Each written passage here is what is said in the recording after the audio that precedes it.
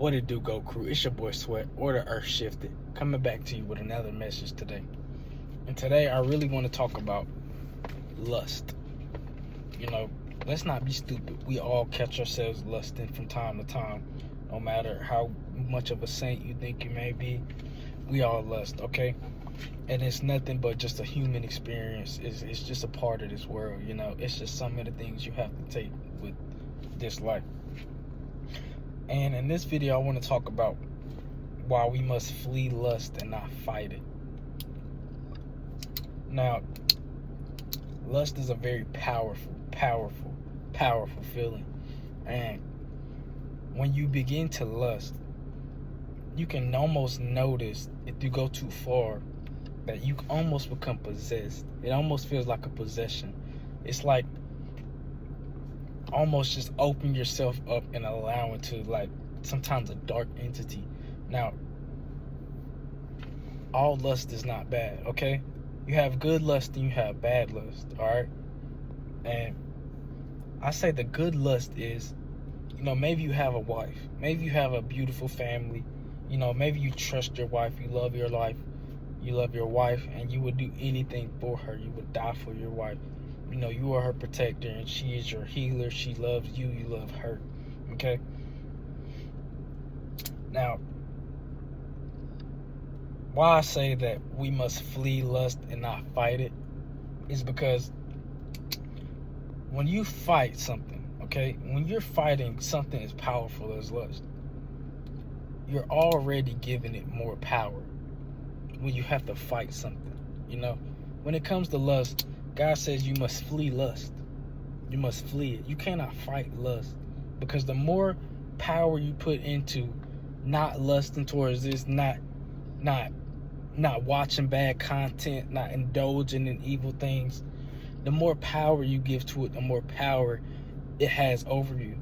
Maybe you may not think it, but subconsciously, you're already putting yourself in the position to where you have to knuckle up and fight against it, instead of just putting this armor on that, you cannot see it at all.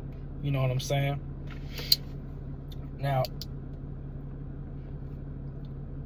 why is it so important that we make sure we're not lusting in a bad way?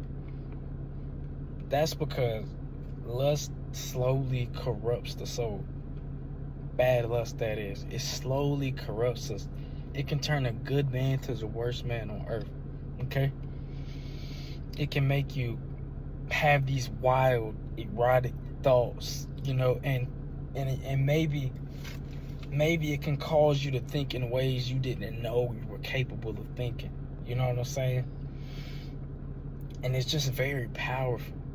I know I sound like a broken record here, but I'm really trying to nail this hammer into your head, why you must flee it and not fight it. And when you say flee, it doesn't mean that you're being scared. It doesn't mean any of that.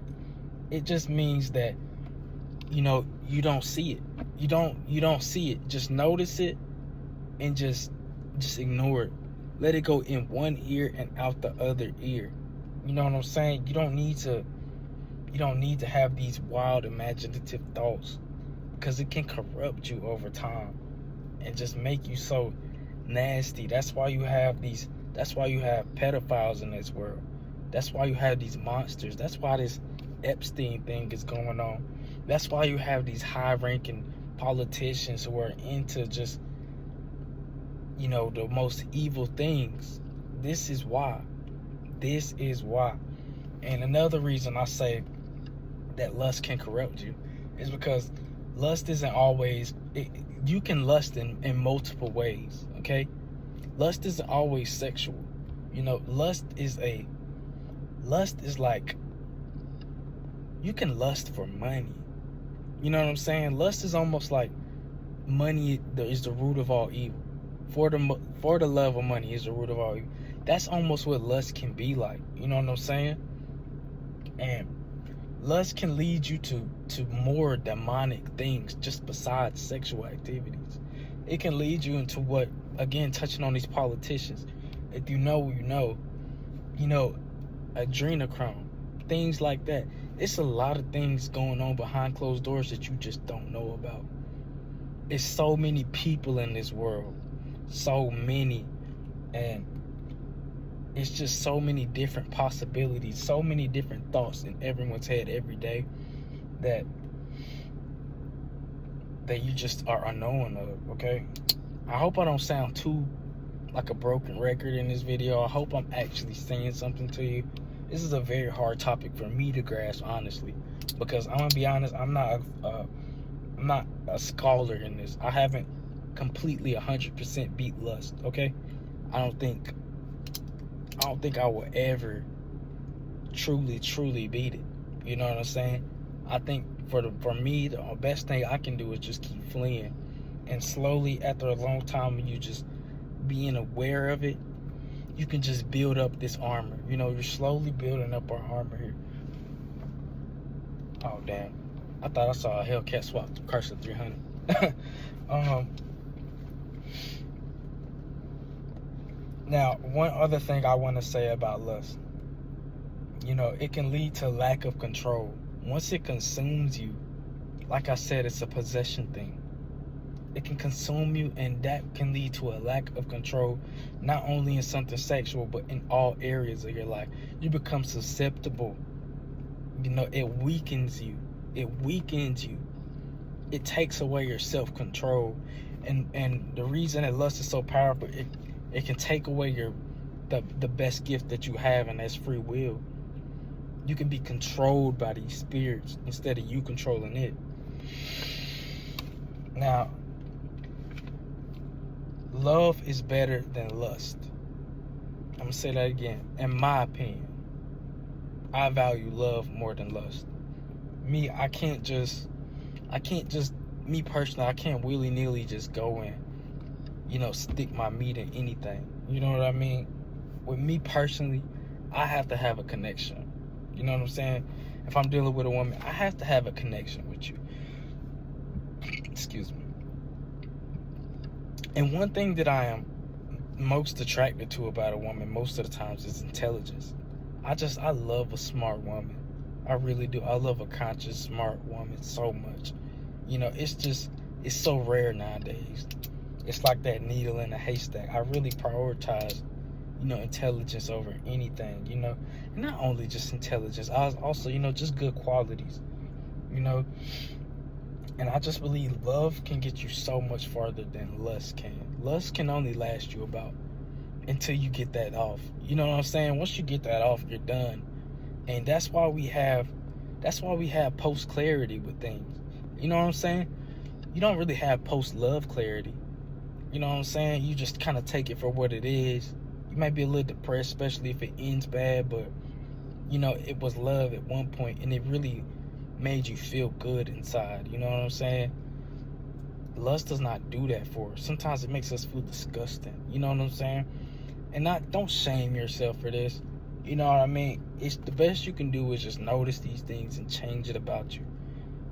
One thing I've also noticed in my life is that you can't be too hard on yourself for the way that you are today. You know, there are things that may have happened to you when you were a kid. There are things that shape you into the person you are today that you really could not control, you know. But once you have awareness of this thing, once you have it, that's when your victim card is gone. That's when God is going to be like, okay, you are aware of this now. Now I want you to change it. You know, some people continue to live in that, and they'll continue to blame someone else for why they're this way, or why this thing happened. This is why they're this way. Instead of now mustering up the strength to just change and move on. This world is not always going to be fair. You know what I mean? That's pretty much it for this video, guys. You know, it's not really too much I can say about this, but just flee lust. Don't fight it. Flee it. What does fleeing lust look like? It just means turning the other cheek, looking the other way, putting on your glasses, putting on your sunglasses, blocking it out.